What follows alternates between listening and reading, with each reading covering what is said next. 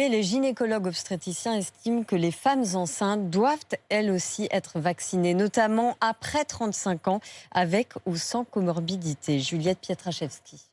Des patientes enceintes positives au coronavirus un peu plus nombreuses. C'est ce que constate dans son service Jackie Nizar, gynécologue obstétricien à l'hôpital de la Pitié-Salpêtrière à Paris. La semaine d'avant, on était à quasiment 10% des femmes qui accouchaient, qui étaient positives à l'accouchement. On a tous les jours au moins 2 patientes en réanimation. Ce n'est pas toujours les mêmes. On peut être en réanimation sans être en coma artificiel. Il y a plusieurs degrés et grades de réanimation. C'est une constante en ce moment et c'est une constante depuis 2 semaines. Une femme enceinte n'a pas plus de risque de développer une forme symptomatique de la maladie, rassure le médecin. Mais si les symptômes se déclarent, elle a 2 à 5 fois plus de chances d'être hospitalisée.